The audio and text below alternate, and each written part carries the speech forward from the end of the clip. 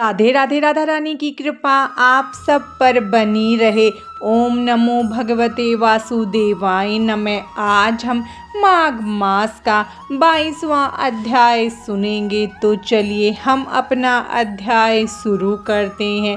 पिशाच कहने लगा कि हे मुनि, केरल देश का ब्राह्मण किस प्रकार मुक्त हुआ, यह कथा कृपा करके विस्तार पूर्वक कहिए। देवदूती कहने लगा, केरल देश में वासु नाम वाला एक वेद प्रांगत ब्राह्मण था।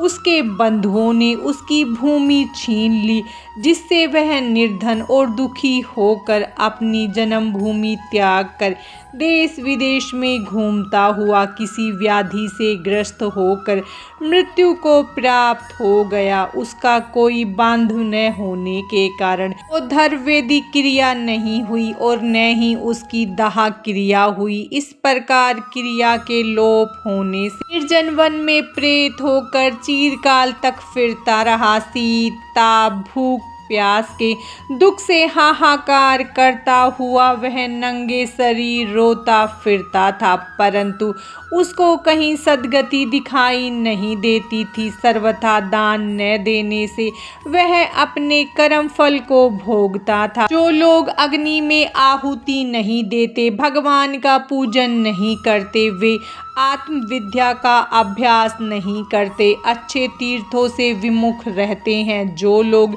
दुखी लोगों को स्वर्ण वस्त्र तांबूल रतन फल तथा जल नहीं देते तथा छल कपट से जीविका प्राप्त करने वाले, दूसरों तथा स्त्रियों का धन हरने वाले, पाखंडी कुटिल चोर बाल वृद्धा तथा आतुर और स्त्रियों पर निर्दयता करने वाले, आग लगाने वाले, विष देने वाले, झूठी गवाही देने वाला, कुमार्ग पर चलने वाला, माता पिता भाई बहन संतान तथा अपनी स्त्री का त्याग करने वाला, जो सब तीर्थों में दान लेते हैं, पालन करने वाले, स्वामी को त्यागने वाले, गौर तथा भूमि के चोर, वेदों की निंदा करने वाले, वृथाद्रोह करने वाले, प्राणियों की हिंसा करने वाले, देवता गुरु की निंदा करने वाले, यह सभी बारंबार प्रेत पिशाच राक्षस तथा बुरी योनियों में जन्म लेते हैं। अतएव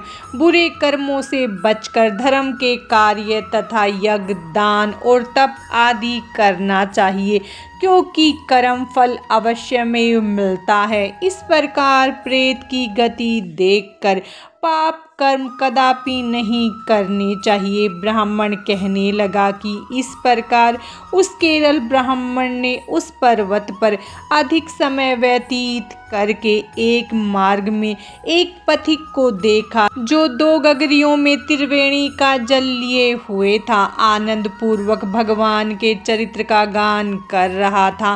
प्रेत ने उसका मार्ग रोक कर कहा कि तुम डरो मत, इस गगरी का जल मुझको पिलाओ, नहीं तो मैं तुम्हारे प्राण ले लूँगा। देवदूती कहने लगा कि दुखी दुर्बल नंगे मुरझाए हुए तुम कौन हो, पैरों से पृथ्वी को स्पर्श न करके चलते हो। लोमेश जी बोले, प्रेत यह वचन सुनकर कहने लगा कि मेरा ऐसा होने का कारण सुनो। मैंने कभी ब्राह्मणों को दान नहीं दिया, अत्यंत लोभी क्रियाहीन, दूसरे के अन्न से पलने वाला था। मैंने कभी किसी को भिक्षा नहीं दी, न दूसरे के दुख से दुखी हुआ। प्यासे प्राणियों को मैंने कभी जल नहीं पिलाया। मैंने कभी छाता जूता दान नहीं किया, न किसी को जल का पात्र पान या औषधि किसी को भी दी। न मैंने अपने घर से कभी किसी अतिथि को ठहराकर उसका सत्कार किया। अंधे वृद्ध अनाथ और दीनों को मैंने कभी अन्न से संतुष्ट नहीं किया और न ही किसी रोगी को मुक्त किया। न कभी ब्राह्मणों को दान दिया, न कभी अग्नि में हवन किया। वैशाख आदि मास में किसी को ठंडा जल नहीं पिलाया, न ही मैंने बड़ या पीपल का कोई वृक्ष लगाया, न किसी प्राणी को बंधन से छुड़ाया।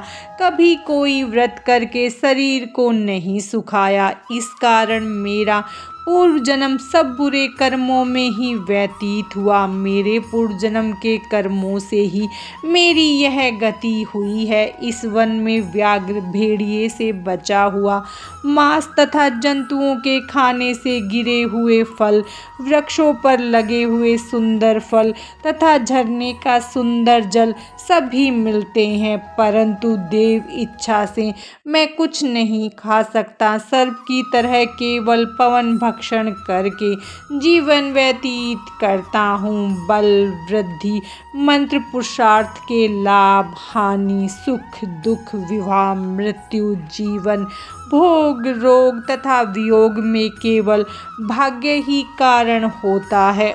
कुरूप, मूर्ख, कुकर्मी, निंदित तथा पराक्रम से हीन मनुष्य भी भाग्य से ही राज भोगते हैं। काणे, लूले, लंगड़े, नीतिहीन, निर्गुण, नपुंसक भाग्य से राज्य प्राप्त करते हैं। पर्वत पर भी बलवान राक्षस पिशाच रहते हैं, जिनमें से कभी भी कोई कहीं कहीं वन में फिरते हुए अपने कर्म के अनुसार अन्न जल प्राप्त करते हैं, परंतु आपको उनका भय नहीं होना चाहिए, क्योंकि पुरुषों की उनकी पवित्रता रक्षा करती है। ग्रह, नक्षत्र, देवता सर्वथा धर्मात्माओं की रक्षा करते हैं। यह पिशाच आप जैसे भक्त की तरफ आंख उठाकर भी नहीं देख सकते हैं। जो नारायण भगवान की भक्ति से पवित्र रहता है, उसको प्रेत, पिशाच, पूतना कोई बाधा नहीं दे सकती है। भूत,